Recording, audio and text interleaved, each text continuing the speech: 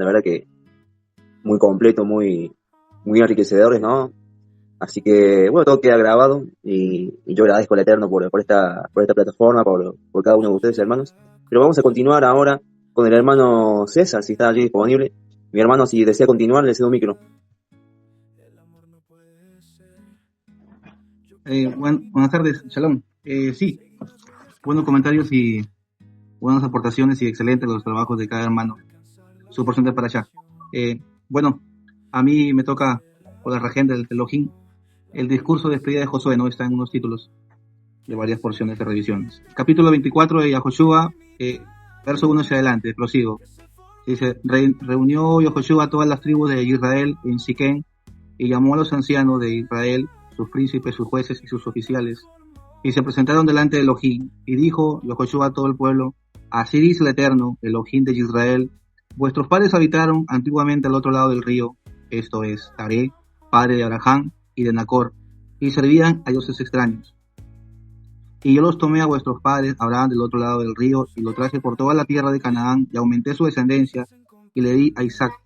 A Isaac le di a Jacob y a Esaú le di nombre de Seir, el monte de Seir, para que lo poseyesen, pero Jacob y sus hijos descendieron a Egipto. Y yo envié a Moshe y a Aarón y herí a Egipto conforme a lo que hice en medio de él, y después os saqué y saqué a vuestros padres de Egipto, y cuando llegaron al mar, los egipcios siguieron a vuestros padres hasta el mar rojo con carros y caballería. Voy a hablar hasta ahí, de ahí prosigo. El verso 1 dice que Josué ya, después de haber repartido, y haber hecho muchos prodigios y señales, y haber hecho cosas provechosas de la mano de Elohim, dio un discurso, dio una apelación, como que nuevamente hizo recordar a los pocos que habían ingresado a la tierra prometida y a las nuevas generaciones que habían nacido en ese transcurrir de 40 años, 4 décadas que el Eterno hizo probar al pueblo para ver qué había en su corazón, en su alma, en su espíritu, en su sentir, de que todavía seguían afianzados al extremo de lo que Él es. Entonces, los reunió en Siquén. Los reunió en ese lugar, que Siquén es muy importante porque es un lugar que principió la primera capital de Israel, entre Manasés y Efraín. No olvidemos que Siquén acampó Abraham y también acampó Jacob. Y en ese mismo Siquén, tierra entre Manasés y Efraín, también fue sepultado Yahoshua. Entonces, dice el versículo 2, que antecede al 1, dice que él reunió los príncipes principales, jueces y oficiales para hacerles recordar nuevamente lo que siempre se venía instruyendo al pueblo, como era el Shema, la ordenanza de los 10 mandamientos, preceptos, misbot y todo lo que ellos tenían que seguir. ¿Por qué designaba eso el Ruach a Yahoshua? Porque más adelante iban a haber otras circunstancias en donde el pueblo fácilmente podía desviarse o podía caer en patrañas o en tramas donde realmente iba a ser muy perjudicial para ellos. Y el versículo 2 habla y dice, y dijo Josué a todo el pueblo, así dice el Eterno Dios de Israel, Elohim de Israel, vuestros padres habitaron antiguamente al otro lado del río. Esto es Taré, padre de Abraham y de Nacor, y servía a dioses extraños.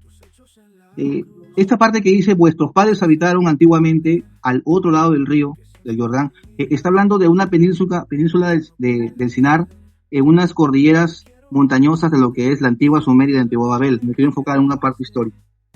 El libro de Jaser, ese mismo libro también que está escrito y está textualizado ahí, la hazaña que hizo Yahoshua cuando detuvo el sol en Gabaón y la luna en el valle de Ascalón.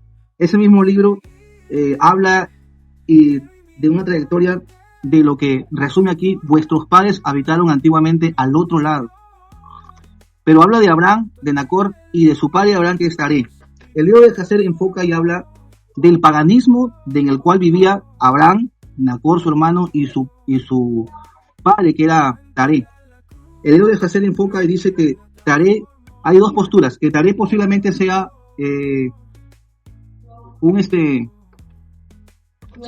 haya sido un sirviente real de la corte de Nimrod. Nimrod sabemos que era descendiente de Can, lo habla en el libro de Bereshit capítulo 10, que hizo ciudades fortificadas como Babel, Sumeria, Rebojoín y muchas más. Entonces, la salida de Abraham no solamente se refiere a Abraham, sino que estaba predestinado para Taré. La postura primera es de que él era un fiel servidor de Nimrod. Y la segunda postura es de que él era un habitante y un ciudadano en la ciudad de Ur, los caldeos, la antigua Sumeria, donde el monarca principal era Nimrod. Pero cuando dice el versículo 2, vuestros padres habitaron antiguamente al otro lado del río, esto es Taré, Abraham y Nacor, y dice más adelante denunciado, y servían a dioses extraños. O sea, Josué estaba determinando que vuestros padres, Abraham y el papá de Abraham, eran paganistas, tenían una cultura esotérica pagana, venían de una raíz de donde eran artesanos de terafines o de enliles, que habla de la representación divina de lo que eran dioses. El libro de Jasher también enfoca de que posiblemente Taré haya sido un orfebre, un artesano, un fabricante de ídolos. Y los ídolos se enfocan en tres directrices, pero las dos más acertadas es, toman al ídolo como terafín o como enlil.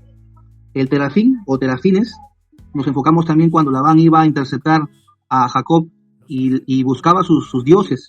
Era un terafín, que era una representación de un ídolo palpable, una imagen de acera, que lo podía tocar, mirar, oler, palpar con los sentidos físicos que tenemos. Pero cuando el ídolo lo toman por nombre, Enlil representa una figuración abstracta, como un dios, como el sol, la luna, o como una entidad desaparecida. Así representaban en ese entonces. Entonces Taré venía de la cultura pagana. Y aquí en el versículo 2, cuando dice que servían a dioses extraños, Josué estaba incursionando y estaba dando una introducción al pueblo que realmente el Eterno sacó a ellos de un paganismo ultra ortodoxo, intermedio ortodoxo o de un paganismo relativamente bajo, pero que arrastraba una corriente pagana y oscura. Entonces, por eso es que habla y da a entender de que tenía que ver mucho ahí la cultura sumeria. Y los tiempos de Abraham, con Taré, con Nacor, son contemporáneos, o sea, van por ahí nomás con los tiempos de Nimrod, que habla el libro de Génesis sobre Ishik, capítulo 10. Si podemos ir ahí, voy a buscar Génesis capítulo 10. El versículo 10 habla de toda la descendencia de los hijos de Noa. Pero cuando habla de los hijos de Noa, también se refiere a los tres descendientes de Noa, ¿no? Que fueron Sem, Can y Jafet. Entonces, vemos en Génesis versículo 11, dice, el verso 27, 11-27, dice, estas son las generaciones de Taré. Taré engendró a Abraham. Ojo que Abraham está sin H, porque más adelante le pone la H juntamente con su esposa Sarai, le pone la H. Y vemos que el tetragramatón de Yud Hei Bat Hei abarca el nombre de H. Hei, que significa espíritu, ruach, o en griego que le dicen el neuma. Tiene que ver una consonante de una derivación de que te cambie el nombre.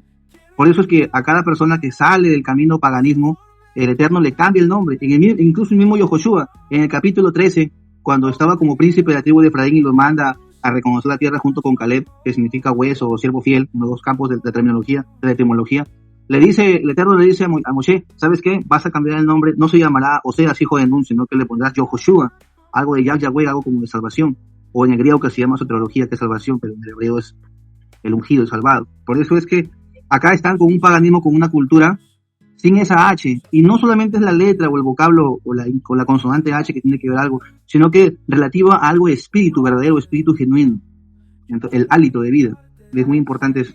Entonces dice, verso 28, y murió Abraham antes que su padre Taré en la tierra de su nacimiento de Ur de los Caldeos. Génesis capítulo 11, verso 29. Y tomaron a Abraham y Nacor para sí esposas. El nombre de la mujer de Abraham era Sarai, no era Sara, más adelante cuando cambia el nombre de la H. Y el nombre de la mujer de Nacor, Milca, hija de Abraham, padre de Milca y de Isca. Mas Sarai era estéril y no tenía hijo. Ahora, un poquito saliendo un poco en la bisectriz de este enunciado, un poquito volteando el timón al barco, el paganismo tiene que ver mucho una conectividad con la infertilidad de la mujer. Tiene que ver mucho. Porque vemos también, sigue el relaje de que Isaac se acompaña, se casa, se matrimonia con Rebeca, y Rebeca también llevaba esa línea de esterilidad. Y tiene mucho que ver, una influencia totalmente, cuando dice que se sienta encima de los terafines de su padre Labán, de los ídolos de yeso o orfebrería de bronce, porque no estaba ahí la era del hierro ni del oro, era una era de bronce, de metal. En ese entonces, hablando del periodo paleolítico, en las eras de lo que es la fundición del hierro de la piedra caliza, la piedra tectónica, más adelante. Ahora, dice el verso 30, mas Sarai era estéril y no tenía hijo. Y tomó Tarea a Abraham su hijo y a Lot, hijo de Aram, hijo de su hijo, y a Sarai, su mujer, su nuera, perdón, mujer de Abraham, su hijo, y salió con ella de Ur de los Caldeos para ir a la tierra de Canaán, y vinieron hasta Harán y se quedaron allí. Y fueron los días de Taré 205 años y murió Taré en Harán. Pero el llamamiento no solamente era para Abraham, como siempre tenemos entendido. O sea, el Eterno llamó primeramente a Taré. Taré salió de ese mundo paganismo que le servía a la corte de Nimrod, o posiblemente era un artesano que trabajaba para Nimrod, eran las dos posturas, que era un fiel servidor de Nimrod, o sea, pertenecía a esa corte real, o tenía encargado los talleres para hacer objetos de fundición, o sea, utensilios y todo lo que era la orfebrería pagana de ese entonces. Volviendo, eso es lo que enfoca y lo que dice en el capítulo 24, versículo 2. En el verso 3 proseguimos y dice: y yo tomé a vuestro padre Abraham del otro lado del río, y lo traje por toda la tierra de Canaán, y aumenté su descendencia, y le di a Isaac. A Isaac le di a Jacob y a Esaú le di el monte de Seir, para que lo poseyese, pero Jacob y sus hijos descendieron a Egipto. Entonces, estaba hablando del gentilicio de Abraham, que Abraham era pagano, era netamente pagano. El libro de Jaser y muchos estudios más hablan que Nimrod tenía una dictadura supremamente cruel. Muchos estudiadores hablan y dicen que la estatua de Nabucodonosor era solamente algo leve y pequeño para lo que este monarca Nimrod de Sumeria hacía con sus habitantes, pero sí muy privilegiados a los que estaban en la corte de él. Ahora, por eso es que Taré salió, pero más adelante en el capítulo 12 de Bereshit, ya a la muerte de Taré, su padre, Abraham toma prácticamente el vallado de la esperanza, de la promesa. No que en Abraham estaba la promesa, no, sino que en su padre estaba el principio de la promesa, pero Abraham la realiza. Es algo como David y como Salomón. David tenía la intención de hacer el templo, pero el encargado según el corazón de Elohim era Salomón. Sabemos que David tenía el concepto de que era un hombre de guerra, de sangre derramadora inocente y culpable. Entonces el Eterno también es tan sensible, su presencia y su susceptibilidad es tan delicada, que él ama al pecador y aborrece el pecado, pero la connotación de pecado es para él pecado grande, pecado pequeño, para él es infracción de la ley. Ahora, seguimos más adelante. En el capítulo 3 habla y dice, el versículo 3 habla y dice de que le dio descendencia a Jacob y a Saúl. Ahora, el paganismo de donde salió Abraham tiene que ver mucho con el olvidarse del nombre, la identidad. Por eso es que hoy en día existen, ¿no? Se dice, ¿no? Yo nací en un seno católico, apostólico, romano, o de las 5 órdenes que habla el catolicismo: santarrocinos, franciscanos, jesuitas, romanos, anardiocesanos, ¿no? Y de ahí me fui yo al evangelio. Pero de ahí no termina todo, ¿no? Si no sales nuevamente y vas a un desierto, pero piensas que estás mal, pero realmente te está llevando el Eterno, como lo llamó Abraham, y sales tú a ver la etimología verdadera como es, que ya no aprendes ya el latín, no te olvidas del griego y te das cuenta que la raíz casi inédita es el arameo, el hebreo, o el siríaco cuadrado, como quieras retomar. Pero siempre y cuando haya una buena fuente de aceptación en cuanto a lo que Él te ha dado como don, un discernimiento, no pagano, ni esotérico, ni carnal, ni humano, sino de parte de Elohim. Por eso es que cuando salimos nosotros, nos enfocamos en esta parte espiritual, salimos de una comunidad religiosa, entre comillas, pero también hemos aprendido artes, hemos aprendido dominio, hemos aprendido un modus operandi como en el campo devocional, cómo orar, cómo ayunar, cómo ver un contexto, cómo realizar un bosquejo, cómo caminar en todo este sentido, porque dijo Pedro, que somos peregrinos de esta tierra. Vivimos en este sistema, pero no somos de este sistema, sino que lamentablemente el Eterno nos da armas para poder sobrevivir en este sistema pagano y esotérico que vivimos. Ahora, para terminar, toda persona que ha salido de ese paganismo, mientras no se identifique con la identidad de Yahweh, Yud Hei Bat Hei, o reconozca casi a la primordialidad de todo su nombre, no es libre de paganismo. Porque nos damos cuenta que hemos salido de comunidades religiosas o hemos salido de lugares donde sí hemos aprendido algo, pero no es un todo 100%, o vamos en camino de perfección. Entonces nos damos cuenta que el principio de todo esto, aparte de la sabiduría, es el reconocimiento de quién es el verdadero rey, o el verdadero Melech, o la verdadera identidad de la divinidad. Por principio, dice que el Mesías le dijo a Pedro, le dijo, sí maestro, sí rabí, sí raboni, ¿quién dice la gente que soy yo? Y Pedro le dice, uno dice que tú eres Juan el Bautista, otros dicen que tú eres Elías. Y el mismo Mesías, Yahshua le dice, ¿y tú quién crees que soy? Le dice. Pero mire, no le dice ni a Juan, ni a Judas, ni a Bartolomé, ni a Lucas, ni a Mateo. Le dice a la cabeza principal, prácticamente como un hombre de confianza. Le dice a Pedro, yo sé, yo creo, y y puedo decir a ciencia cierta con seguridad que tú eres el hijo de Elohim. Entonces Pedro estaba reconociendo la identidad de Mashiach.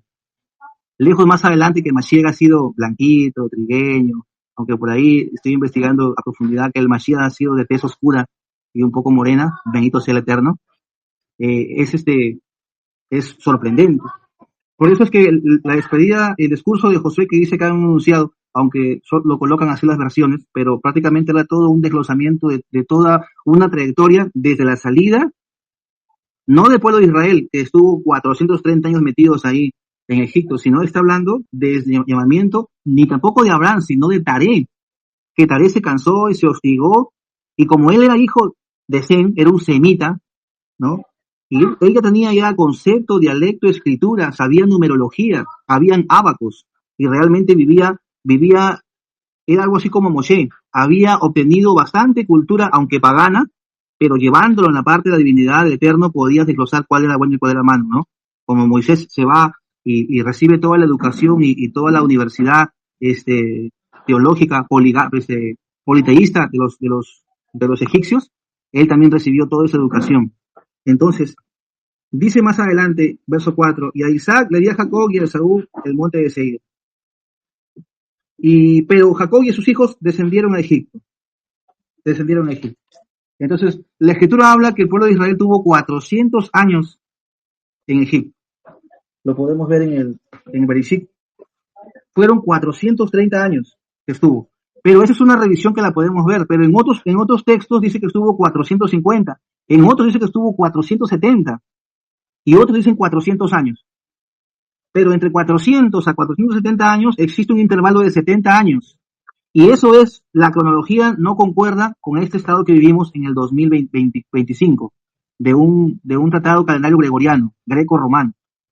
Entonces, todo esto sin números, y también con el atraso que hubo de que se detuvo la luna y el sol en Gabaón y en Ascalón, y con el reloj de Acaz, en el problema que tuvo el rey Ezequías, hay una desconfiguración total de todo el tiempo. Pero tiene que ver mucho con lo que podemos observar y ver. Después dice el verso 6, saqué a vuestros padres de Egipto y cuando llegaron al mar los egipcios siguieron a vuestros padres hasta el mar rojo con carros y caballería. Y cuando ellos clamaron al Eterno, él puso oscuridad entre nosotros, la niebla que está que se manifiesta en todo lugar en estos últimos días. Nieblas de pandemias, nieblas de oscuridad, los 3 días de oscuridad, los días que va a salir el Abadón y la niebla que vendrá de mortandad, junto con el ángel eterno, con el ángel de Israel, la mortandad que ha de venir. Ojo que la salida del pueblo de Israel fue en un tiempo de mortandad. Cuando pasó la última plaga, pasó el espíritu de Israel juntamente con el espíritu del Eterno, ahí iban caminando juntos. Y pasó la muerte de los primogénitos, una mortandad total después de la oscuridad. Es lo que dice aquí. E hizo venir sobre el mar, el cual nos cubrió, y vuestros ojos vieron lo que hizo en Egipto. Después estuvisteis muchos días en el desierto. Esa parte que pasó, Josué estaba relatando de todo el caminar que hizo la salida, ¿no? Próximos a una Pascua, las 10 plagas que hizo el Eterno a favor del pueblo de Israel. ¿Pero por qué? Por el endurecimiento de Faraón, de este monarca, de este rey, para que los pueblos tengan memoria de quién era el Eterno. Y al saber los pueblos aledaños como Jericó, como Jai, como los amorreos, los cananeos y muchos más, tenían historia y recién histórica de que el Dios, el Elohim de Israel, no era cualquier Dios pagano ni profano. Entonces, el Eterno no es ni rápido ni veloz, sino que es exacto y perfecto. Por eso es que la fama, como dicen el Bihadashá, la fama de Yeshua, del Mesías, se extendía porque sanaba, curaba en el día de reposo, hacía milagros, prodigios, portentos, un montón de cosas, resurrecciones. Entonces, lo mismo hizo el Eterno. Yahweh hizo lo mismo para que los pueblos vean y pesen el temple, que era un Elohim terrible y poderoso en todas las maneras que se puede determinar. Por eso es que Rahab dice, nosotros sabemos que ustedes han hecho muchas cosas allá con Faraón y temblamos acá en Jericó. Pero también se hizo eso de que el Eterno cubriera a todos los monarcas y los 600 caballos de caballería, van a redundancia, carruajes con potentes condiciones de artillería de guerra, para que más adelante, en el capítulo 15 de Apocalipsis, podamos cantar esto, porque el Eterno, esto es profecía que todavía no se ha cumplido. Un día cantaremos esto, cantaremos 2 cánticos, el cántico de Moshe y el cántico del Cordero. Y ahí está, Apocalipsis 15, lo estoy viendo ahí, dice, vi en el cielo otra vez señal grande y admirable, 7 ángeles que cubrían las 7 plagas postreras, porque en ellas se consumaba la ira del Eterno.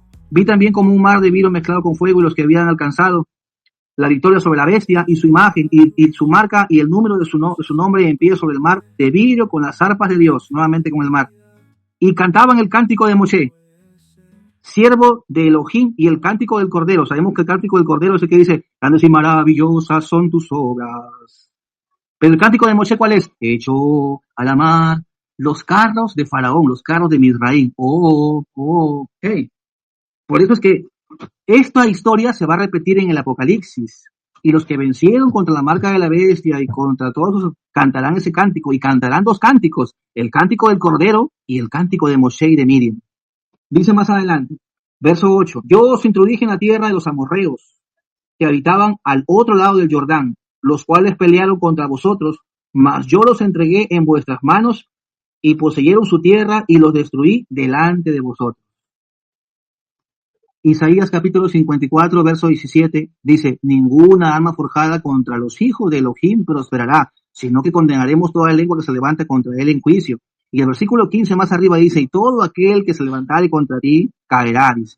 Entonces son promesas. Nuevamente Yehoshua hizo recalcar y resaltar las promesas. Aquí en el capítulo 24 solamente son versículos que leemos, pero yo me imagino, me traslado en la época de Josué, ya a sus 108, 109 años, todavía el tipo bien parado, bien recto, se puede decir, ¿no? Bien fortalecido, hablaba y todo esto. Creo que un discurso más de 3, 4 horas, y para los israelitas ni se cansaban de escuchar, sino que querían oír más, y las nuevas generaciones que habían nacido en el desierto, o las madres gestantes que salían de Misraín, de Egipto, ya habían dado a luz, sus hijos tenían base 10, base 20, base 30 años, ya entendían y comprendían. Entonces, realmente es sorprendente y es majestuoso todo esto, como el Eterno hace realmente, ¿no? Y eso es el Shema que tenemos que repetir a vuestros hijos todos los días. Es un mandamiento hasta que el Eterno nos diga, ¿sabes qué? Sube acá nuevamente, porque yo soy el obispo de tu alma y soy el Padre de los espíritus. Entonces ese es el fundamento que tenemos que hacer, de capacitar, adiestrar, no dejar que las corrientes infructuosas de las tinieblas ganen ventaja. Vivimos en un mundo que no nos pertenece, pero sí nos ha sido dado vivir aquí porque le ha complacido por su beneplácito el Eterno.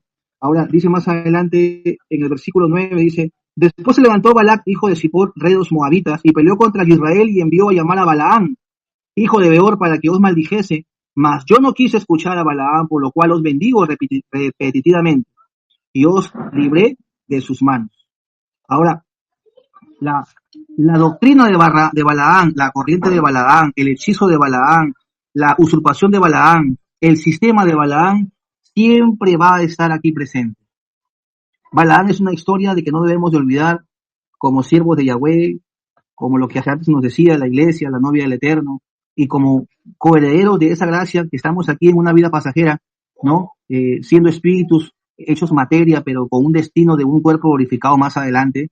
Entonces la doctrina de Balaam cumple un rol muy importante, y podemos ver que no solamente fue un hechicero o un adivino que quiso perjudicar con hechicería, brujería, magia roja, blanca, negra, verde, amarilla, chamico, pusanga, hechizos y un montón de cosas más que quería destruir a los israelitas en sus pecados de adivinación, de morbo, de hechicería, de vanidad, de moda, de vestimenta, de comida, sino que era algo que no hacía que te destruyas solamente, sino de que tú te envanezcas en lo que tú eres o en lo que ellos eran.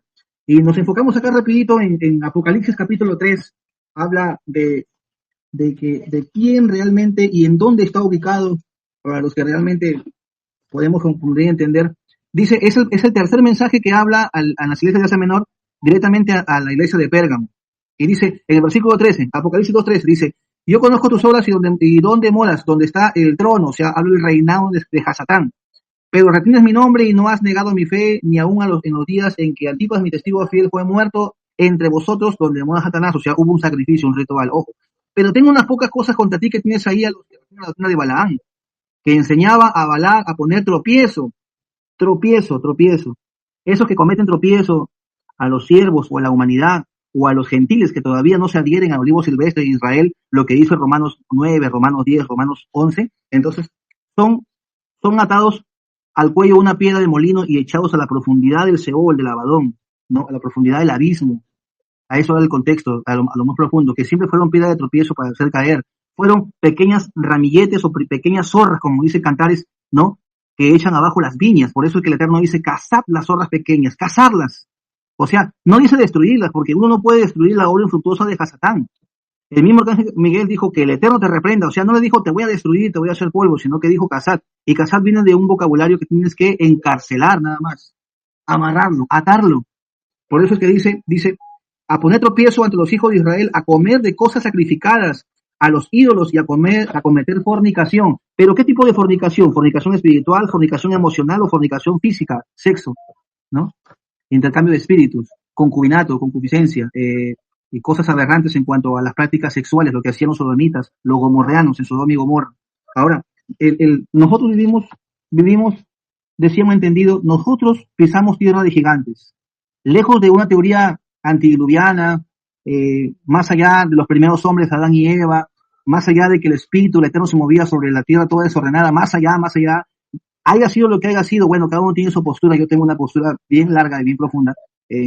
Nosotros pisamos tierra de gigantes, petrificados, encarcelados, atlanteanos debajo del agua, inframundo, la tierra hueca, o algunas entidades que estaban alojados como arriba en el espacio, que toman el proyecto HAR, que lo andaba a los hombres de la década del 70-80, porque ellos ya tenían esa tecnología antes de poder hacer, crear o difamar nubes para que no los vean como están arriba con sus nodrizas, con sus naves.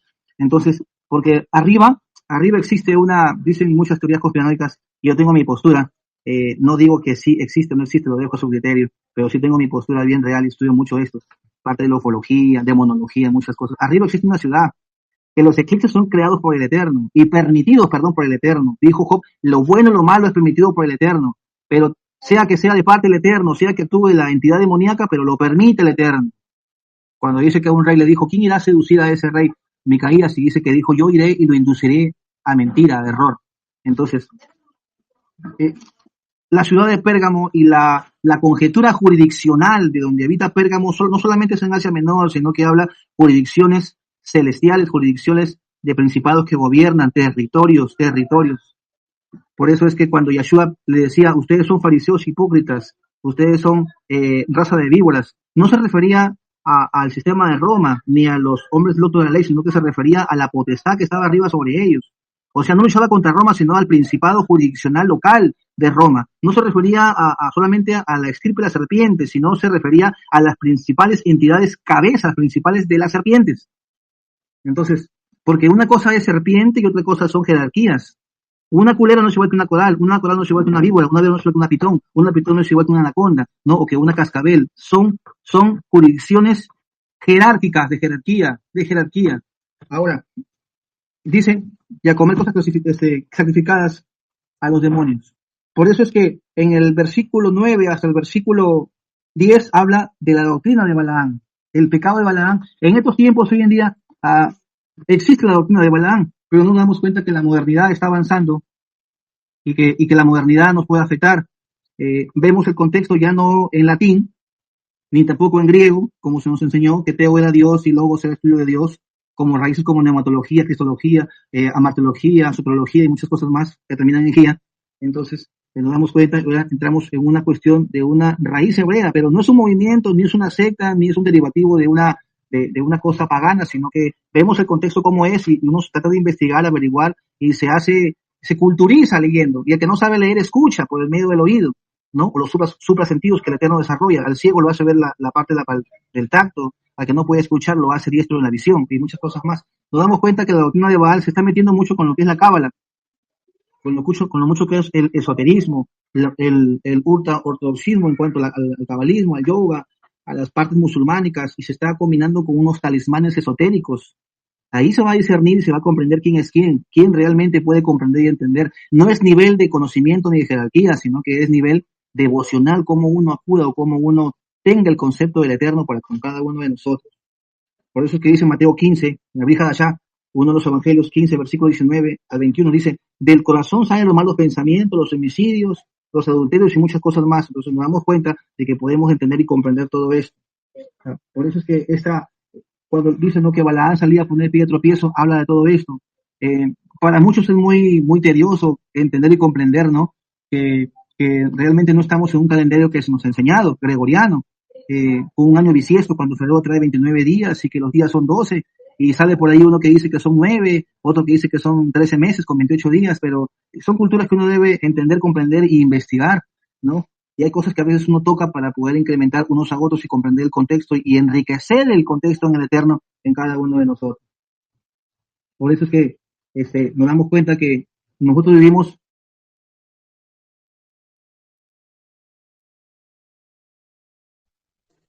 Creo que le ha cerrado el micrófono a mi hermano.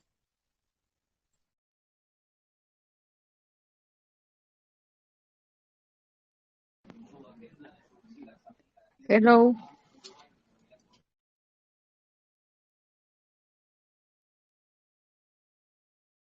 Ah, puede que se le haya quedado sin batería el celu del hermano, pero bueno, ya estaba, creo, terminando.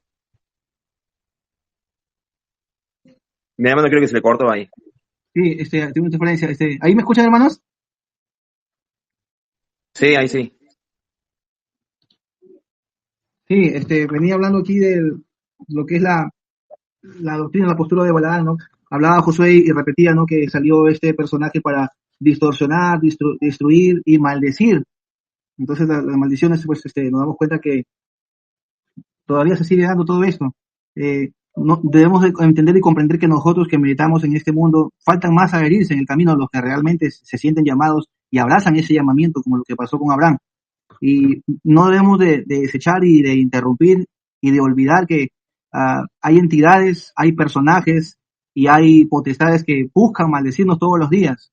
Es muy importantísimo, tiene que ver con la oración sacerdotal que hacemos entre nosotros mismos, entre familiares, entre amigos, o de repente a quien podamos comprender y extender todo esto. Ahora, verso 11, pasasteis el Jordán y vinisteis a Jericó, y a los moradores de Jericó pelearon contra vosotros, los amorreos, fereceos, cananeos, eteos, jerjeseos, heveos, jebuseos, yo los entregué en vuestras manos.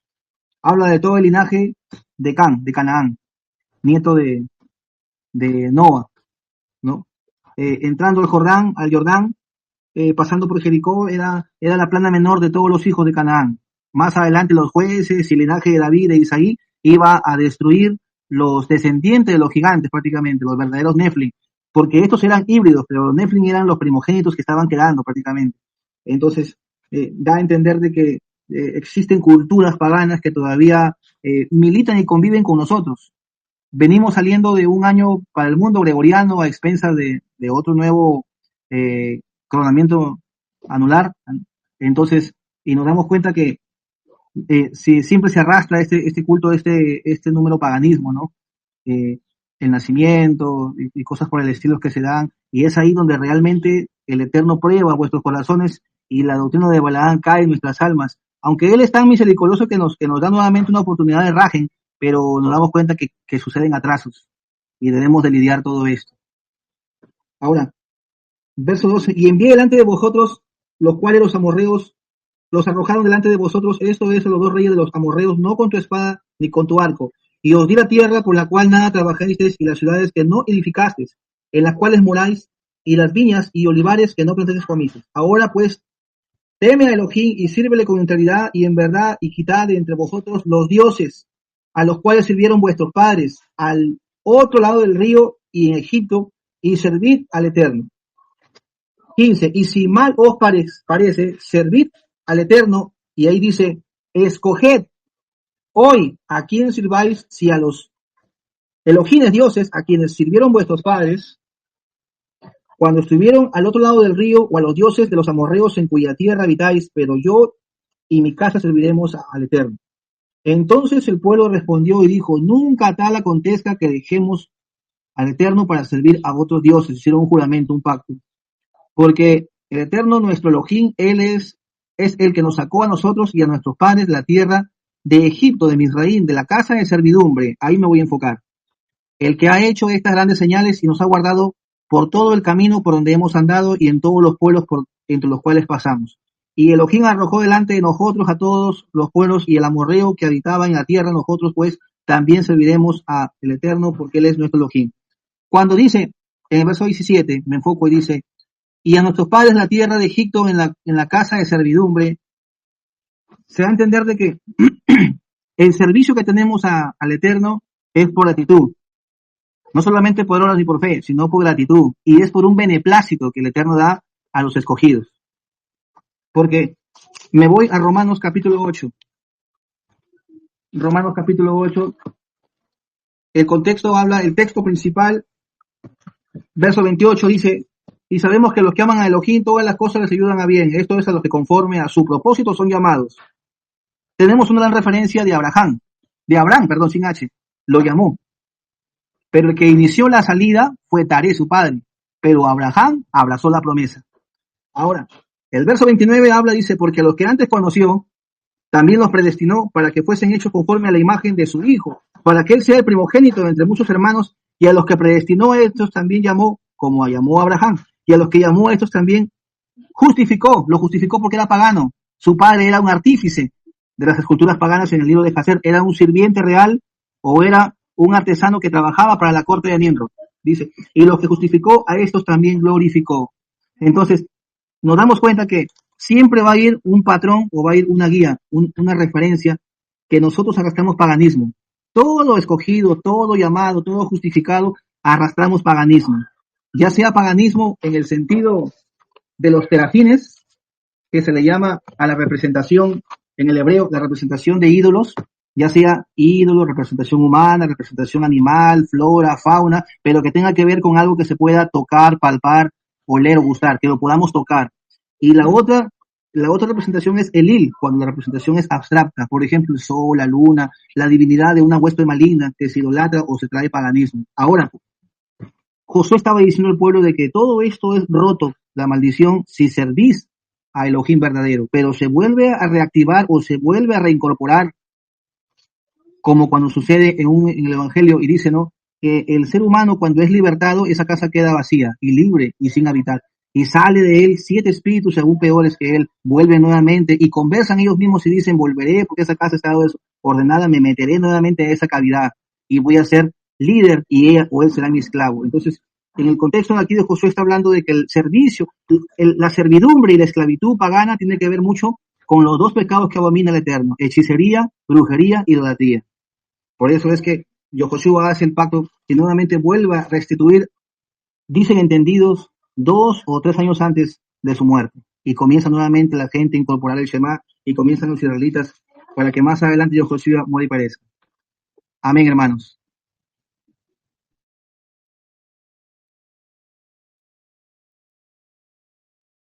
Excelente, mi hermano César. Bendiciones, mi hermano, toda Rabá por esa exposición y ese mensaje. Mis hermanos, ¿quieren comentar algo? ¿Quieren aportar? Adelante.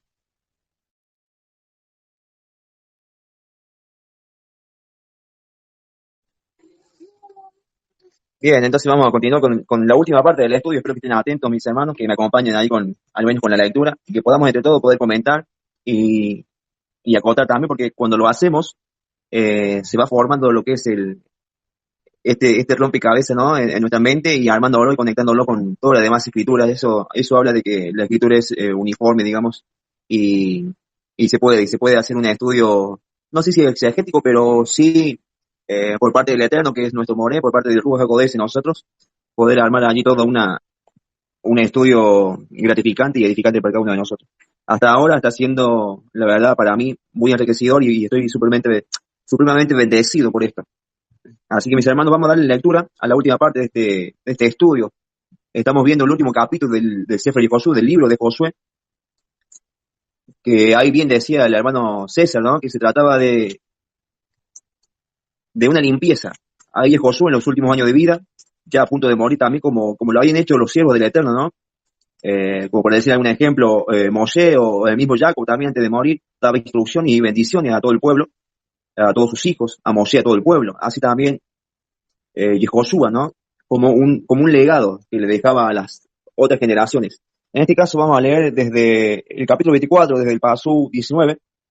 Dice, entonces Josué dijo al pueblo, no podréis servir a Yahweh, porque él es un Elohim santo y Elohim celoso, no sufrirá vuestras rebeliones y vuestros pecados. Entonces es interesante cómo el pueblo desde el verso 16, ahí como decía bien nuestro hermano César, contestó a Josué con respecto a que debían dejar estos dioses, ¿no es cierto?, de sus padres, y el pueblo allí de alguna manera expresándolo con la boca, ¿sí? Le decían que no era así, sino que iban a seguir al Elohim de Israel.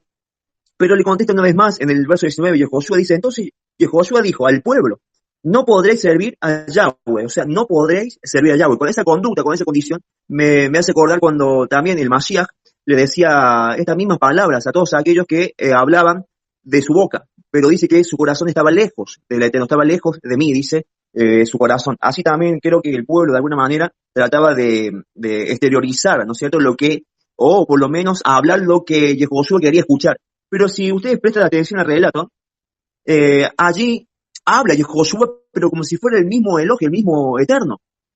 Cuando empezó a relatar todos los hechos que había acontecido y que él había obrado, o sea, el Eterno había obrado, él hablaba en primera persona, como si el mismo Eterno estuviera hablando al pueblo. Entonces, de esta manera, estaba ahí Yehoshua escuchando al pueblo declarar estas cosas, pero él, o sea, el Eterno, por medio de Yehoshua, dijo, no, ustedes así no pueden servir. Ustedes así no pueden servir al único Elohim, porque es un Elohim Kadosh, santo y celoso. Por ejemplo, también, hablando de Mashiach, cuando justamente una de los versos donde se habla, donde el Mashiach le dice, usted no podrán servir a dos señores. No sé si se recuerdan allí, a ver si podemos ir un poquito a lo que es Lucas 16. Voy a leerle un poquito lo que dice allí el verso. Porque sabemos y entendemos que el Mashiach, o que Yehoshua era, digamos, el prototipo, ¿no? El arquetipo de el Mashiach.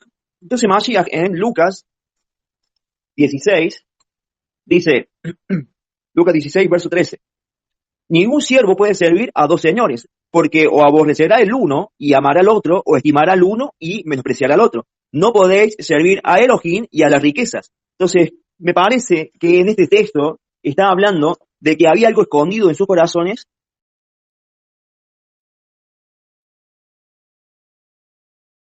con la idea de seguir adorando a esos dioses de su padre. Bien había dicho ahí el hermano César que terafín es la palabra para dioses extraños, dioses de los extranjeros, dioses que también hacía alusión a imagen, ¿no?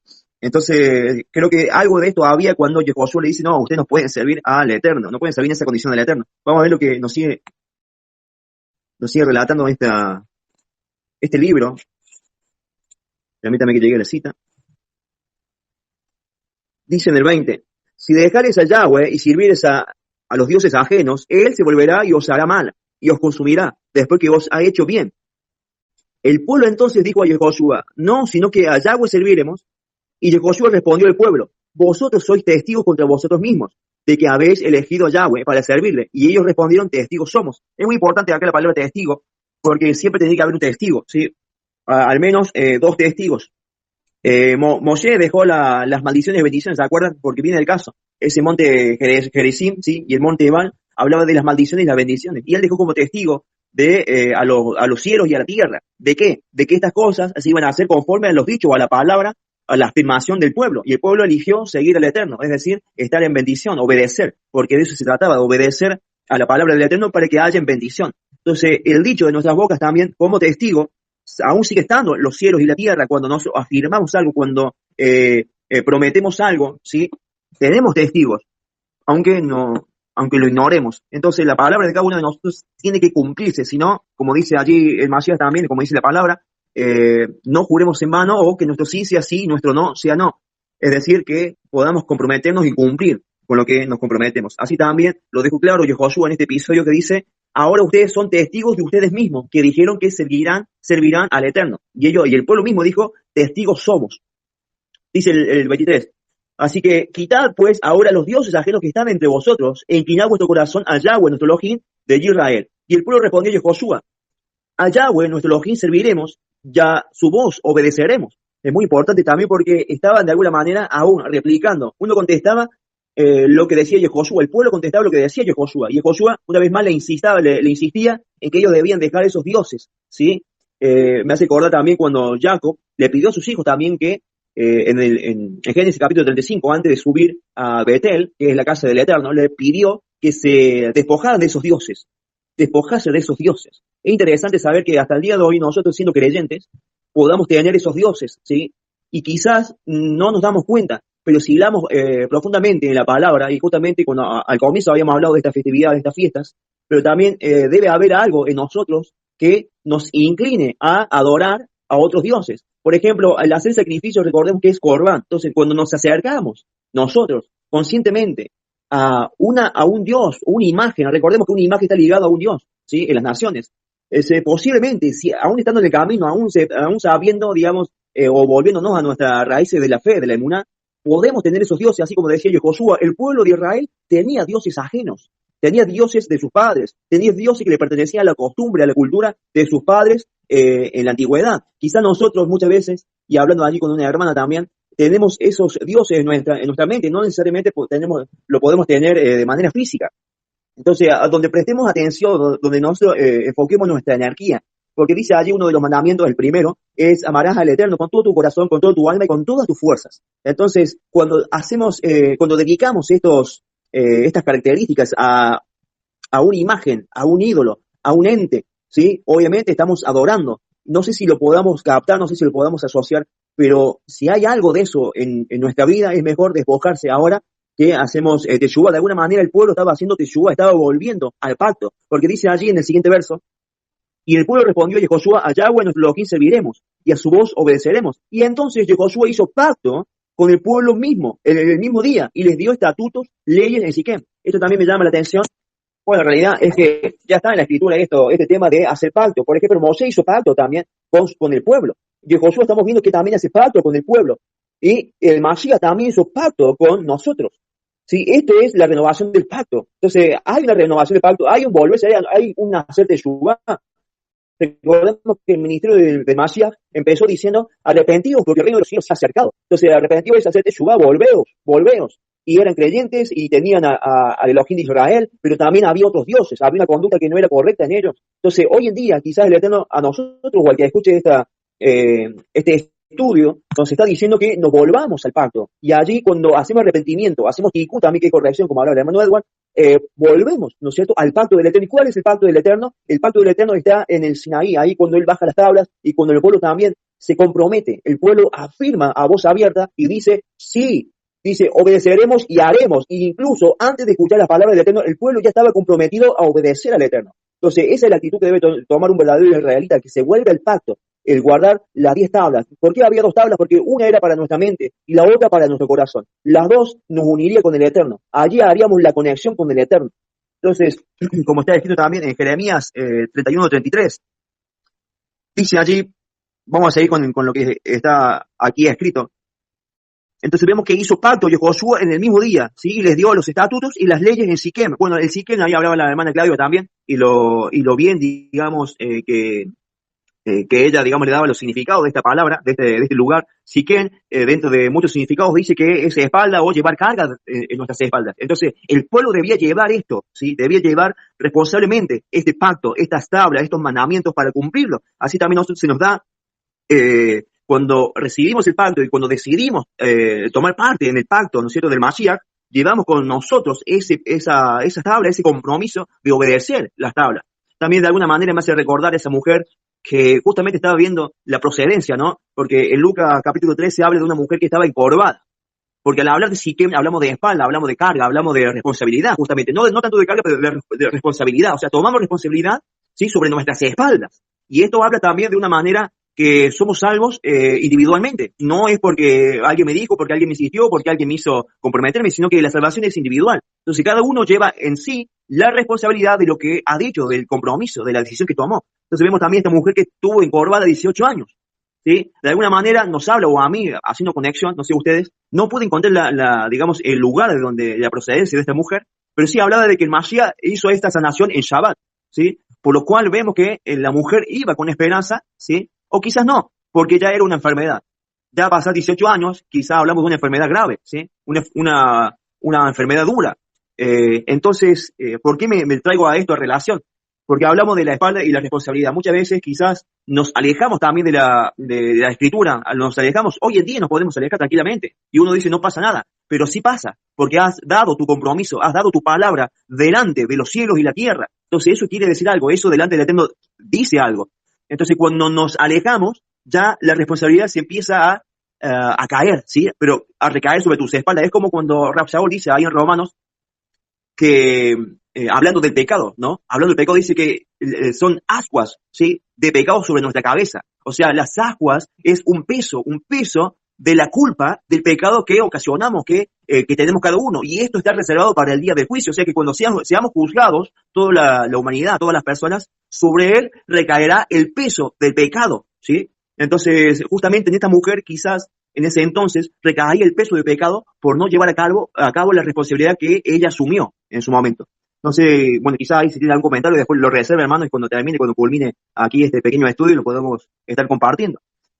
Dice el 27, dijo Josué a todo el pueblo, he aquí, esta piedra nos servirá de testigo, porque ella ha oído todas las palabras que Yahweh nos ha hablado. Será pues testigo contra vosotros, para que no mintáis contra vuestro Elohim. Bueno, la palabra de la piedra allí, sí, la piedra, el fundamento, la roca, bueno, habla del Mashiach, obviamente, habla que el Mashiach también es testigo, así también como nos enseña Rab Shaul, creo que es en hebreo, que esa piedra, esa roca, no sé, donde salió agua, era el Mashiach, o sea, la roca era el Mashiach. Esa roca también está en los Salmos, que, bueno, no lo he notado, pero ahora leyendo, me lleva, digamos, a pensar en las piedras preciosas. Cada tribu también tenía una piedra. Por ejemplo, cuando el Cohen Agadol tenía el efod, ¿sí? En el pecho, en el pectoral, tenía representadas las 12 tribus de Israel, y cada una de las tribus tenía una piedra preciosa, ¿sí? Entonces, pero Rab Shaul, al tiempo de hoy, o mejor dicho, allá después del primer siglo, en el segundo siglo, nos dice que todos aquellos creyentes, ¿sí? Todos aquellos que queremos servir al Eterno, somos piedras vivas. Primero de Pedro, somos piedras vivas, ¿sí? Que vamos edificando, que vamos construyendo ese templo para morada del Eterno. Por ejemplo, ¿no? Nosotros somos el microcosmos, ¿sí? Podemos hablar del microcosmos en nosotros, en la persona, en nuestro interior, que somos esa piedra, pero también hablar de macro, de algo grande, de algo que se está formando en toda la tierra, y que en toda la tierra están estas piedras, estos ladrillos, por lo cual el Eterno va a edificar su templo. También se nos dice en Revelaciones que Él cambiaría nuestro nombre y nos daría una piedra blanca, una piedrecita blanca con un nombre nuevo. Entonces, la piedra es muy insignificante, incluso cuando hablamos de Mashiach, que también es nuestro testigo. El Mashiach es testigo de todas las palabras que le decimos, ¿sí? Es muy importante tener en cuenta estas cosas. Por ejemplo, cuando hablan de Natanael, no necesito Biblia porque, bueno, ustedes ya sabrán cuál es, digamos, o el libro, o si irán a buscar la narración donde habla de Natanael, ¿no? Que lo van a buscar y le dice, ve, que te quiero mostrar el Mashiach. Y él dice, y le dice, de Nazaret, algo bueno sale de ahí, impresionante. Cuando viene y se presenta delante del Mashiach, le dice, yo te vi cuando estabas debajo de ese árbol, creo que hablaba de un manzano. Del manzano o de la higuera. No recuerdo bien, porque también estaba el olivo. Ustedes me dirán después, mi hermano. Y él le dice, ciertamente tú eres el hijo de Elohim viviente, o sea, él lo reconoce. Y el Mashiach le dice que él era un verdadero israelita, porque no se hallaba mentira en su boca. Entonces, para que tengamos claro que cada cosa que digamos tiene un peso, tiene un valor y una importancia. Por lo cual, antes de hablar, bueno, hay una frase, ¿no?, filosófica que dice que primero pienso, luego existo, dice la frase. No sé si la conocerá. Así es, tal cual. Primero hay que pensar, hay que meditar, hay que tomar decisiones y luego hablar, luego comprometernos, luego afirmar, luego tomar esas decisiones. Es tan importante poder meditar en esto, poder meditar en la palabra y en el peso de esas palabras. Imagínense, lo llevamos a este nivel, pero imagínense cuando nos enojamos, cuando nos airamos, qué cosas saldrán de nuestra boca. Dice allí Santiago que nuestra lengua, sí, es un timón pequeño, pero que enciende grandes bosques, ¿sí? Y un proverbio dice que la lengua también sirve para dar vida y para dar muerte, así que tengamos mucho cuidado con esta cuestión de declarar, proclamar y hablar incluso, ¿no? Y neciamente, porque también dice que seremos juzgados por los dichos de nuestra boca, así lo dice Mashiach, así que, bueno, mis hermanos, vamos a seguir. El 29 dice, después de estas cosas, murió Jehoshua, hijo de Nun, siervo de Yahweh, siendo de 110 años. Un impresionante y lamentable, ¿no? Porque Josué fue, lo que hemos visto, un verdadero libertador, un hombre aguerrido, valiente, fiel sobre todas las cosas, porque vemos la fidelidad de Josué, primeramente como Moshe. Él estaba como Moshe, dice que afuera de su tienda en todo tiempo. Cuando Moshe subió al monte, dice que él subió como Moshe y lo esperó allí, dice que tuvo 40 días y 40 noches. Y Josué estuvo allí al pie del monte 40 días y 40 noches, esperando que su amo en ese momento, esperando que su señor bajase. Realmente, y incluso, a mí me gusta la historia de Josué porque es un verdadero ejemplo, más allá de lo que creamos o no de las escrituras, ¿no? Porque sabemos que se dice mucho, pero a mí me encanta ver la historia, pero no contada de Josué. Es una historia no contada de Josué, que cada vez que vemos los capítulos, más precisamente viendo el libro de Bamidbar o de Barín, lo vemos a Moshe como principal, digamos, como el principal personaje, ¿no? De toda esta historia, porque justamente lo es, pero lo vemos allí en un papel secundario a Yehoshua, antes de que fuera Yehoshua. Ahí hablaba el hermano César de que se le había cambiado el nombre a Yehoshua, ¿no es cierto? Que, bueno, tiene toda una historia muy linda, pero a lo que voy es que incluso antes de que se le cambiase el nombre, antes de que se lo eligiese como el que iba, digamos, a liderar el pueblo, el que iba a suceder a Moshe, antes de eso se hablaba de las escrituras de la fidelidad sin contarla. Con estos pequeños destellos que yo le arrojé ahora, ¿no? Que Moshe estaba allí al pie del monte, que estaba en su tienda día y noche, que estaba presente con Moshe y Josué, fue la segunda mano de Moshe, y aquí se ve, digamos, ese trabajo, ¿no? Esa labor que tuvo Yehoshua hasta llegar a ser uno de los líderes. Así también nos da ejemplo a cada uno de nosotros si nos esmeramos, si nos esforzamos, nos podremos alistar al camino del Eterno. Es decir, cuando el Eterno tenga algo preparado para nuestras vidas, cuando el Eterno nos diga es ahora el momento, nuestra preparación previa, ¿no es cierto?, a llegar a tener chance en esta única oportunidad quizás, es la verdad, o sería provechoso, ¿no es cierto?, el prepararnos antes, o por ejemplo lo que estamos haciendo ahora. Ahora estamos estudiando, estamos indagando, estamos compartiendo, pero el Eterno tiene algo mucho más grande para cada uno de nosotros. Tiene algo mucho más grande donde Él precisa que nos capacitemos, que nos formemos, que veamos nuestro interior, que cambiemos las cosas, todas nuestras asperezas y podamos ser una persona cada día mejor, ¿sí?, hasta llegar a ese punto. Y tengo la idea de Joseph. Joseph también se preparó en ese camino. Joseph fue entregado, fue vendido, fue atribulado, fue preso, pero llegó el momento donde él tenía que salir y aprovechar esa oportunidad. Y no tan solo le dio la interpretación al sueño, obviamente dándole la gloria al Eterno, sino que también le dijo cómo debía hacer, lo que debía hacer, cómo lo debía hacer. Él aprovechó la oportunidad. Así, creo, hermanos, de cada uno de nosotros, es lo que yo aprendo, es lo que veo de las Escrituras, ¿no? El perseverar y estar preparado y listo para algo mayor, ¿sí? Y tener la emuná, obviamente, que el Eterno está preparando algo mayor para que aprovechemos esa oportunidad nosotros. Bueno, el número 110, por ejemplo, el 100. Ahí viene un poquito la gematría, vamos a hablar en hebreo, ¿no es cierto? La palabrita de hebreo para 100 es kaf, es la letra kaf. La letra kaf tiene un valor numérico de 100, ¿sí? Es rodear, fortalecer, es el atardecer o es el detrás. Y el 10 es la yud, es la mano, el brazo, el obrar, es la escritura, es lanzar. Pero también el 10 habla de la plenitud, habla de la perfección, de la totalidad, de la completitud. Bueno, se dice el sefirá o el árbol, digamos, que tienen algunos cabalistas, ¿no? Yo sé que a muchos no les gusta, bueno, voy a obviar esta parte porque lo anoté y me parece muy interesante, pero voy a obviarla por aquellos que quizás piensan que nos vamos por otro lado. Pero hablando, digamos, de los significados en hebreo que tienen estas palabritas, es muy interesante. Por ejemplo, el 100, esa letra en sí, se pronuncia ma, la mem, la alef y la hei. Y sabemos que la mem es agua, es fluir, la hei es la fuerza, el líder, el poder, la alef es la fuerza, el líder y el poder, y la hei es la ventana, es contemplar o es el hombre. Entonces vemos que en este número estaba la conexión divina. ¿Por qué? La conexión divina con la plenitud.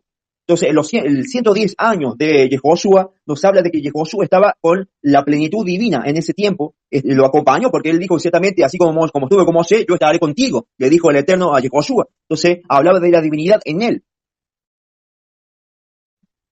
Dice ahí el 30, y le sepultaron en su heredad en Timnat Será, que está en el monte de Efraín, al norte del monte de Gaás. Y sirvió Israel a Yahweh todo el tiempo de Yehoshua. Esto también es importante saberlo, porque dice que Israel le sirvió a Yahweh todo el tiempo de Yehoshua, es decir, hasta su muerte. Y todo el tiempo de los ancianos que sobrevivieron a Yehoshua y que sabían todas las obras que Yahweh había hecho por Israel. Y esto es muy importante porque luego vamos a ver el libro de Jueces, ¿no? Y el libro de Jueces menciona algo también muy importante, que dice que en el libro de Jueces se nos dice que el pueblo de Israel, al no tener un dirigente, al no tener un guía, un líder, sé que la palabra líder no agrada mucho, pero un referente, al no tener, digamos, esa guía, ¿no es cierto?, ese que lo impulsa, lo lleva hacia adelante, porque lo que estamos viendo en la Escritura es que todos aquellos, digamos, esa generación que había tomado posesión de la tierra de Israel, esa tierra prometida, esa generación valiente que no conocieron el miedo de sus antepasados, sino que siguieron a Yehoshua justamente con Caleb y los sabios, dice allí la Escritura, los cuales le contaban los hechos del Eterno, vieron los hechos, vieron los portentos del Eterno en medio del pueblo de Israel, como él también obró, ¿no es cierto?, en gran medida para para echar fuera esas naciones de ese territorio, ¿no es cierto? Entonces, dice allí el libro de Jueces, una vez que Josué había muerto y los jueces y los sabios habían muerto, dice que esa generación siguiente hicieron lo malo delante del Eterno. Y en varias citas del libro de Shoftim o de Jueces, por ejemplo, en el capítulo 17, verso 6, se nos dice que por no haber rey, porque todavía no había rey en Israel, el pueblo hacía lo que bien le parecía. O sea, a las personas le parecía hacer bien ciertas cosas y las hacían, y resulta que iban en contra del Eterno y estaban transgrediendo y hacían, digamos, a su voluntad, cosa que el Eterno nunca les mandó y cosa que el Eterno también no aprueba. Entonces vemos que las intenciones pueden ser buenas desde el punto de vista de aquellos que no conocen al Eterno, pero el Eterno nos manda, digamos, a través de su mismo, ¿no es cierto?, de sus mandamientos, de sus instrucciones, a mantenernos en una conducta, a mantenernos, digamos, fieles, leales, perseverantes, etcétera. Entonces, esto nos enseña también que es bueno tener a personas con diferentes funciones, podríamos decirlo, si no nos agrada el término de líder o liderazgo, ¿no? Pero está constituido así por parte del Eterno, porque le dio dones a los hombres, los cuales iban a ministrar, iban a ser partícipes del ministerio del Eterno en medio de los goyos, de las naciones, y uno de esos ministerios era ser pastor. El pastor habla de cuidar al rebaño, como se le dijo el Mashiach a Kefas. También habla de aquellos evangelistas, que el evangelio no es otra cosa que pregonan la besora, ¿verdad?, las buenas noticias. Entonces vemos también que había otro ministerio, otra clase de ministerio que lo podemos reducir o sintetizar en funciones, diferentes funciones para los Sherias, para los Talmidim, que siguen al Mashiach en este caso. Entonces es digamos, de mucho provecho el poder nosotros también capacitarnos y el poder también prepararnos, ¿no? No tan solo para guiar, sino también para darle la comprensión a la Escritura, para darle, digamos, el ánimo a las personas, a todos aquellos creyentes, ¿verdad? Y para llevarlos hacia adelante, de una fuerza, es decir, que del Eterno viene a sus siervos, ¿no es cierto?, a aquellos que quieren servir al Eterno, esa fuerza que nos impulsa hacia adelante y que también lleva a todo ese rebaño que el Eterno trae. Entonces es necesario poder tener un referente, una guía, y como en este caso Josué, así también nosotros ser de ejemplos para todo el pueblo del Eterno. Bien, vamos a seguir leyendo lo que dice allí. Volvemos al capítulo 24 de Josué, el verso 31, dice: y sirvió Israel a Yahweh todo el tiempo de Josué, o sea, todo el tiempo que Josué estuvo con vida. Y dice, y todo el tiempo de los ancianos que sobrevivieron a Josué, y que sabían todas las obras que Yahweh había hecho por Israel, lo que acabamos de decir recién. Y dice el 32, y enterraron en Sichem los huesos de Joseph, que los hijos de Israel habían traído de Misraim, en la parte del campo que Jacob compró de los hijos de Hamor, padre de Sichem, por 100 piezas de dinero, y fue posesión de los hijos de Joseph. Entonces hay algo particular en la tierra de Sichem. En Sichem nos puede hablar de muchísimas cosas que están obviamente aquí en las Escrituras. Por ejemplo, un dato allí, viendo también la historia de Joseph, que sus hermanos lo primero lo tiraron en la cisterna en la tierra de Sichem, esta misma tierra, y fue vendido Joseph también en esta misma tierra, fue entregado a esos mercaderes, ¿no es cierto?, esos nómades que pasaban por allí. Pero hablando de Sichem, quedaba en la región del monte de Efraín. O sea, voy a arrojar algunos datos para que tengamos en cuenta y ubiquemos este territorio, el monte de Efraín. Cuando dice el monte de Efraín, dice la Escritura que va desde Betel, ¿sí? Betel, que quedaba allí entre la región del límite de Yehudá y Benjamín, y iba hasta Jezreel. ¿Dónde quedaba Jezreel? Que Jezreel vendría a ser Elohim siembra. Jezreel, el campo de Jezreel, o el valle de Jezreel, quedaba allí por la región de Neftalí, ¿sí?, donde también quedaba Galad o Galilea posteriormente, donde viene a tener también, o donde vendría a morar también Yeshua, el Mashiach, ¿no es cierto? Ahí en una ciudad de Galilea, la baja, quedaba Nazaret o Nezaret. Entonces tenemos que quedaba al norte, ¿sí?, de la Jerusalén, o al norte, o en el reino del norte. Allí también en Sichem se encontraba la ciudad de Samaria, posteriormente, porque en Sichem vendría a ser la capital del reino del norte. Allí donde Jeroboam fundó esta capital, edificó allí su hogar, y allí decidió mudarse, digamos, con todo el pueblo de las 10 tribus, ¿no es cierto? Allí se divide las tribus, ¿no es cierto?, el pueblo de Israel en 10 tribus por un lado y 2 por el otro. Que bueno, entonces es muy significativo este lugar, Sichem, y Sichem quedaba, digamos, al medio, pero al medio de estos dos montes, donde uno de los montes era el monte Gerizim. Recuerden ustedes que el monte Gerizim era donde el Eterno había decidido poner las bendiciones para el pueblo, había hecho pacto ahí con el pueblo, pero también otro de los montes era el monte Eibal, o el monte Ebal, que allí tenían las maldiciones. Y en este monte, allí edificó un altar Yehoshua. ¿Sí? Josué edificó un altar allí, y es muy significativo porque cuando vemos allí la división de las tribus, la división del pueblo de Israel, vemos que Jeroboam también decide poner allí uno de los becerros, ¿sí?, en esos montes, o más precisamente en la tierra de Dan, ¿sí?, en la tierra de Dan, y en Betel. Y en Betel, recuerden, Betel también es muy significativo, ahí también decidió poner un becerro de oro para que el pueblo no descendiera hacia Jerusalén, ¿cierto? Y se le fuera. Entonces, terrible lo que hizo allí Jeroboam, pero él pensó que hacía bien. ¿Por qué? ¿Por qué digo que es significativo? Porque allí en ese mismo lugar, o en ese monte Ebal, donde estaban las maldiciones, el Eterno le mandó por medio de Moshe a que edificara un altar para el Eterno. Ojo, ojo el dato. Entonces, y allí mismo, donde se encontraban, justamente donde estamos leyendo nosotros en este libro de Josué, capítulo 24, en el verso 31 dice, en el verso 25 dice que entonces Josué hizo pacto con el pueblo el mismo día y les dio estatutos y leyes en Sichem. En Sichem, y justamente porque en Sichem se encuentran estos dos montes, y ya allí esa generación volvió a rectificar el pacto que el Eterno había mandado, y ellos dijeron, sí, a él obedeceremos, no estaremos con otros dioses, y dieron juramento y dieron su palabra y se comprometieron con el Eterno una vez más en esos montes.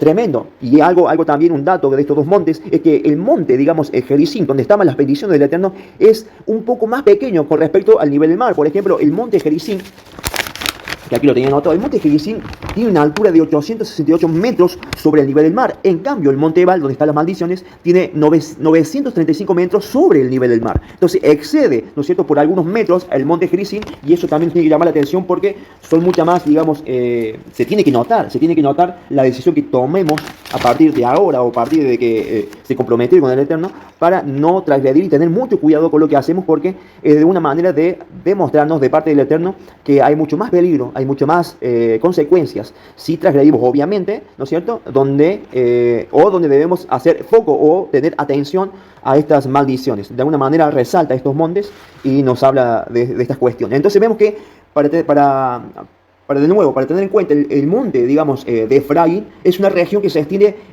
habíamos dicho, desde Betel hasta Jezreel, ¿sí? Y abarca también desde el Jardín hasta el mar Mediterráneo. Entonces es un vasto territorio, pero allí dentro de ese territorio, digamos, y más precisamente, Sichem se encontraba en el territorio de Efraín.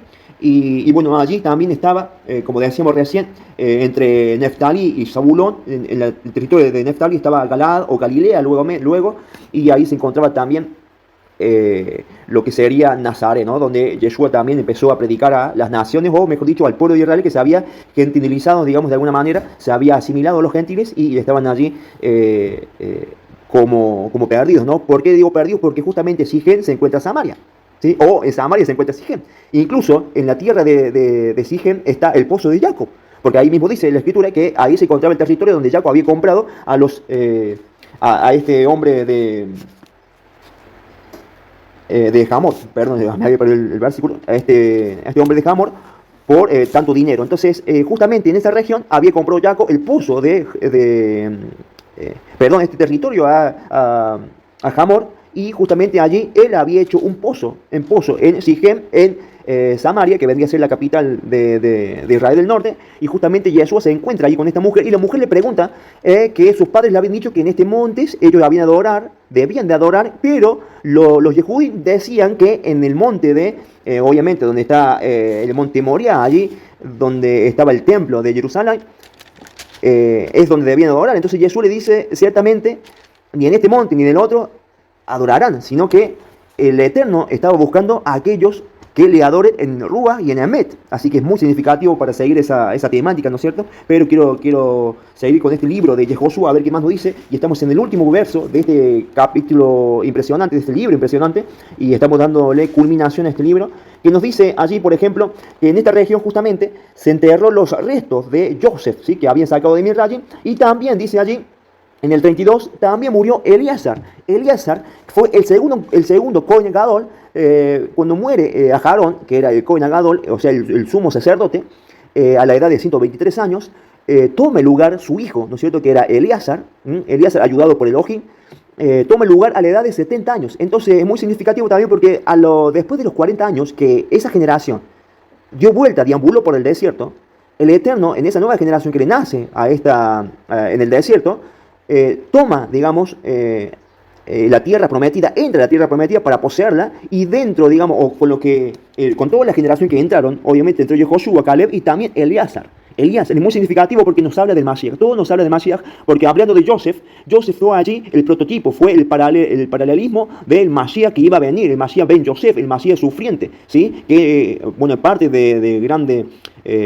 parte de aquellos Yehudí, ¿no es cierto?, de ahora, de este tiempo, aquellos sabios, ignoran esto o no lo tienen en cuenta o simplemente lo ignoran, no quieren saber nada, pero sí, el Mashiach iba a venir como Ben Yosef, como ese siervo sufriente, ¿sí? Ellos dicen que fue Israel y obviamente tienen sus razones y tienen, digamos, todo, digamos, el material para presentar esta defensa, ¿no? Que dicen ellos que el Mashiach que habla allí, Yeshayahu, habla del pueblo en conjunto. Pero bueno, en fin, tiene ellos sus bases, pero nosotros tenemos las bases, tenemos la revelación del Mashiach, que él vino así como Ben Yosef, ¿no? En su primera venida. Entonces vemos que el Joseph habla del Mashiach, y habla del Mashiach en la tierra prometida. En la tierra prometida ese príncipe, ese primogénito, ese muy amado, ¿sí? Ese que se preparó para ser rey, ¿sí? Que ahora está a la diestra de Elohim Padre, en los Shamayim, esperando a que el Eterno ponga a todos sus enemigos por estrado de sus pies, ¿sí? Está en el lugar del príncipe, a su diestra, ¿sí? Pero va a venir luego, cuando el Eterno le entregue el reino, a reinar, a regir con vara de hierro, así lo dice la Escritura.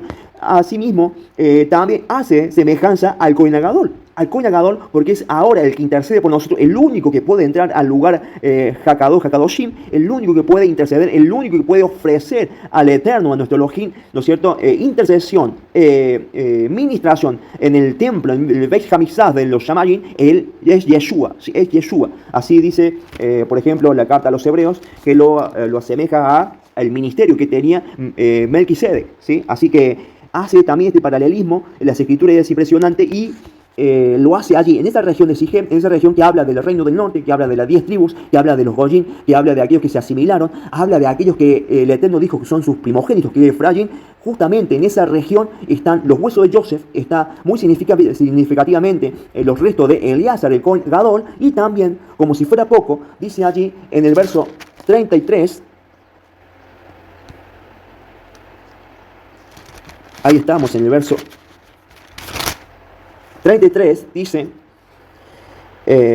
también murió Eleazar, hijo de Aarón, y lo enterraron en el collado de Finés, su hijo, y le fue dado en el monte de Efraín. Entonces vemos que tenemos allí tres restos de tres grandes personajes. El primero es el Yehoshua, que fue el libertador, fue el referente, fue aquel que tomó la tierra por heredad, fue y la tomó en serio digamos, con la instrucción del Eterno, lleno del Rúa, lleno de poder. Entonces él es el que introduce al pueblo a la tierra prometida. Y como hablamos del reposo también, tenemos que hablar de que Yeshua mismo tiene el reposo para el resto de su pueblo. Como en aquel entonces murieron en esa generación muchísimas personas en esos 40 años por incredulidad, por falta de muná. Entonces ahora el Eterno tiene reservado esos lugares para su pueblo a lo largo de la historia. Aquellos que le creen, aquellos que tienen confianza, aquellos que le son fieles, tiene preparado esa tierra prometida final, porque sabemos que todo es cíclico, así como dice Eclesiastés 9, es cíclico, todo vuelve a ser, pero esta vez dice que el ciclo se cierra, se termina, se cierra la puerta, se cierra la gracia, se viene Yeshua, cambia, digamos, esta era, este siglo, y empieza el reinado milenial. Entonces estamos en los últimos momentos finales y es para tomar decisiones, hermanos, para plantarnos allí entre los dos montes y decidir si seguimos a el Eterno, decidir si seguimos con las instrucciones, si acatamos lo que el Eterno nos dice, si cambiamos nuestra manera de ser, si nos convertimos, si somos renovados, y allí vamos a ir en esta carrera diaria hasta la meta. Bueno, mis hermanos, esto ha sido todo por hoy. Muchísimas gracias a todos los que se han quedado hasta ahora en estos 3 ciclos, digamos, de estudio, porque obviamente es bastante información. Le agradezco a todos los hermanos que estuvieron participando, le agradezco a ustedes, mis hermanos, que están en escucha en diferido este material. Espero que lo disfruten, que sea de edificación. Les invito a que puedan ustedes también allí suscribirse al canal y compartir todo este tipo de material, que humildemente somos un grupo de hermanos que hemos decidido servir al Eterno y hemos decidido aportar para aquellos que han de venir, aquellos que el Eterno toma, porque dice el Eterno que llama a todos aquellos que están preparados para tomar la vida eterna, hermanos. Así que, y la vida eterna consiste en seguir al Mashiach con condiciones, con ciertos misbot, con ciertas instrucciones, y así de esa manera nos manejamos libremente en esta era, porque acuérdense que los días son malos, así que debemos sujetarnos a la Torah, debemos sujetarnos a la palabra del Eterno y caminar en ella, porque esto nos va a salvar ahora y nos dará vida mucho más allá en el Olam Jabá. Así que, mis hermanos, muchas bendiciones de parte del Eterno. Aleluya, toda la gloria, toda la cabot sea para Él. Amén. Shalom, shalom.